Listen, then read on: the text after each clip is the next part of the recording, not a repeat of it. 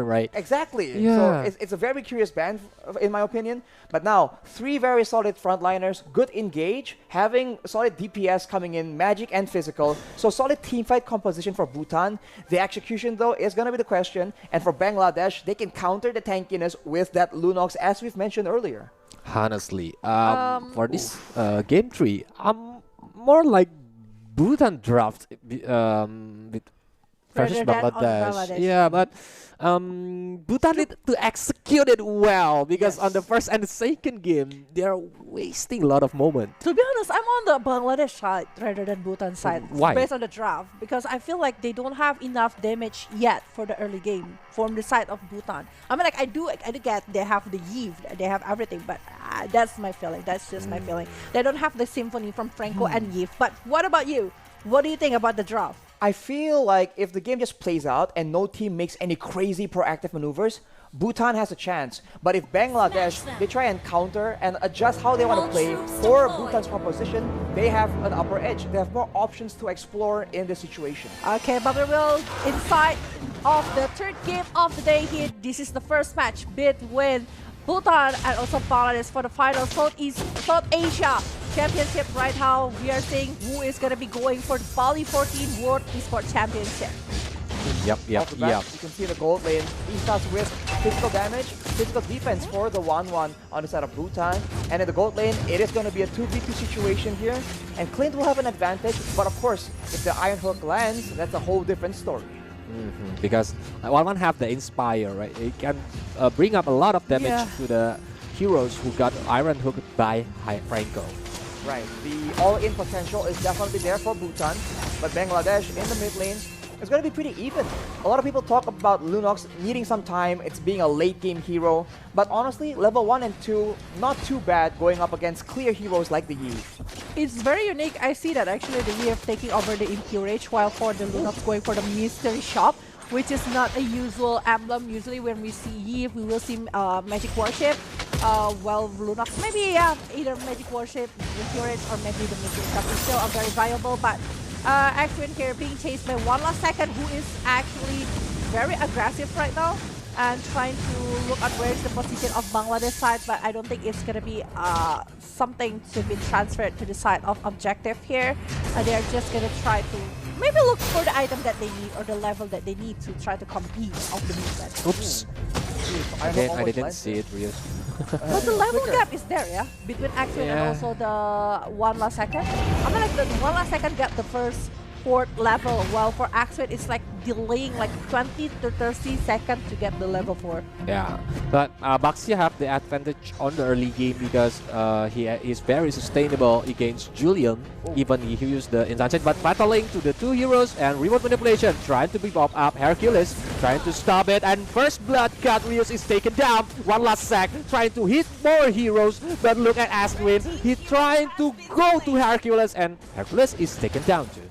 Lasek is still looking for an advantage here, trying his best to try and find something, but Bangladesh wisely back away. They know they're way too low to try and make something happen, especially because the pickup potential, the burst from Bhutan is very strong in that early game, and they will be the ones to pick up this turtle. Nice turtle here on the side of Bhutan. What a really good early game, early objective as well. I mean, like they are having a very good advantage for the early game, especially based on the movement coming from the 1-1. Usually, just like what you guys have mentioned before, it's supposed to be a melee towards 1-1, but this 1-1 is just like farming freely.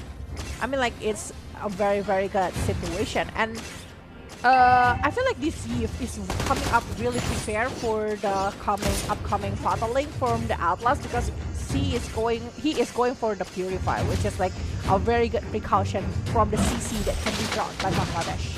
But of course, that also means he's vulnerable to X-Win or that Julian jumping on him. He will not have the utility, the sprint or the flicker to avoid those big sources of damage. Iron Hook lands with the flicker as well, and that will be Bhutan making the right play, but the Fatal Link has been used as well. It's a 2v3 situation, and the reward manipulation has been popped up, and that will be one more kill for the side of Bhutan. They are falling apart as the Baksha goes in for the kill under the turret as well. Flicker forced to be used by the Iron Hook. Bhutan finally showing a lot more coordination.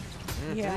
It's very aggressively played by Bhutan on the early game. Even Clint is having a hard time to be farmed on his lane. But look, Stripe is getting hit, but Brilliance of Order has been popped up. Iron Hooks trying to cover by Hercules. Yep. Right now, 3-1 in the first 4 minutes inside of the Land of Dawn, and the gold lead is like 1,200 to the side of Bhutan, and the initiation is being brought again right now. Perfect match. Matching towards this 1-1, but the Iron Hook connect and taking Iesf down. Not only that, still looking for the weakness point, crossbow time, but not continuing the movement towards this Atlas, but more focused to the gold shield turret. On the other hand, we're seeing the top lane. Actually, there's an exchange happen. It's already opened by Clint before the Clint is taken down. But look at Dandok right now. He's trying to disturb him actually on his farming pattern, and even the wizard need to be like covering extra. Red team turret has been Bangladesh is destroyed. playing more calculatively, but Bhutan a lot more calculated. This is what we've come to expect and what we hope to see from their competition. If they have aggression in the early game, they need to be using it, and they are doing so. Contesting the purple buff, but it does not seem like they will be able to do so. Bangladesh though go for the fatal links, and that will be the real manipulation used as a combo as well, and that will be the members of Bangladesh getting taken out. That's one for the 1-1, but Lunok doing a lot of damage. Baxia is no longer part of the equation. The turtle is up, and that flicker of Iron Hook play is not going to be successful. Yeah, but not only stopping there, this Ureta still with the Ionic Age trying to chase down this Eve, and one jump with the Transcendent Ward is actually going to be able to take one member down, but it's not like that. Juliet able to take care of the turtle, while we see that actually Bhutan still trying to hold up all of the movement that is coming from Bangladesh. I mean, like, Bangladesh is just like very smart. They know how Bhutan now plays like a group, right? The coordination is there. But we see that actually they're taking chances when they can try to pick off the member coming from Bhutan, and the momentum is nice coming from Hercules to do the fatal link. And I love how they convert the team fight into the objective. Yeah. Because like the first outer bottom turret is already destroyed by Bhutan, and they're trying to pick up again. Doing the pressure, keep the pressure to the Bangladesh, and look at the item. Even one have the coercion side and try to build the Demon Hunter sword, so it's gonna be a nightmare for the Hercules and Wizard if the Demon Hunter sword already exists and doing the crossbow attack. The fun fact here is that the Steel Lake Place actually gives you as much armor, as much physical defense as the Brute Force Breastplate. So it's actually a very underrated item. And so both teams here are looking for opportunities. Whoever gets the better engage will have an advantage in the upcoming team fights. Their composition is for the most part equal for now. Later on, I think Bhutan with the range advantage will have a lot more options. Uranus will be the main target. He gets taken out by the Franco. No, ho, but look at this one. Actually, the movement that is being shown here by Bhutan is just like looking so strong. They're having two objectives, but in the mid lane, the exchange of the turret will be causing so much things because the Fataling will be focusing towards this. Franco is down. It's a mega kill for Lunox, but look at that one. Actually, it is 1-1 looking for that weakness point, and will be using the critical attack. No, yeah, it's gonna be used right now, focusing towards Hercules, but Hercules still survived with the perfect match, going to the backline, but Wizard will be dancing around this Masha with the Ionic Age with the Transcendent Word, but look at the damage that is given by Strive. That is so painful. The magical damage will try to shut down this Masha. Okay, Jacob is late for the party because his friends already get back, but he's trying to get in again and trying to hold 4 damage from 4 heroes. But now, Enhanced Change going to the Ryus, and Ryus trying to escape by going back, and Turtle is hit by Bangladesh. Bangladesh has control here, and they're forcing Bhutan away due to the pressure. The front line just pushing them away and again. This is the second turtle that Bangladesh has been able to clear. So Bhutan, they need to try and get the fights at better timings to get that objective. Yeah, it is. Right now, 6-5 here. And going to the bottom lane, we're saying that actually Bhutan connects to the 2 members of the size of Bhutan. But the really one manipulation tried to manipulate the players coming from Bangladesh. But look at that one. Perfect. Will be taken down in the head of this tribe. That is unstoppable with 5 kills on her hand. And not only that, the Masha will be chased out. It's 4 versus 2. But this Raksha is also trying to jump in, try to join the war, but the Masha will be the main target here from the side of Bangladesh, and I think they will get it without any doubt. He's doing. Because Very difficult, man. You're tanky, but not against a Lunox. Right here, we see that Wizard is just very content, just waiting in the lane, buying time for his team. And Bangladesh, they're playing the more calculated gameplay, and they're having more control over the objectives. Bhutan, as we mentioned, towards that mid-game, starts falling apart. They're not sure what to do here or where to go. I mean, like the movement that is being brought by Bangladesh is just like this Hercules is a thing. The Fataling is something. Like they are always trying to get something, but the Bloody Han here actually is not going to be working towards the Bangladesh side. Sky of Guardian Helmet on the side of Axwin here, trying to be more sustained, to have like regeneration as well when he is away from the opponent side. But Bhutan, right now in the pressure situation, right now Bangladesh want to dive in towards the objective in the top lane. They want to convert it, but the Void Blast is not going to be open, the chain connect. But you know what? They're just going to be counting it so far. Try to poke over the turret and the Baxia jumping using the Shield Q90, but they're not going to be engaging everything. Bangladesh is very safe knowing that Bhutan has the opportunity to go for those insane plays, insane hooks. So they play it calm and collected. The Lord is coming up now, so it's very wise for them. They will try and play the macro play and try and get an advantage where they're going to be able to clear.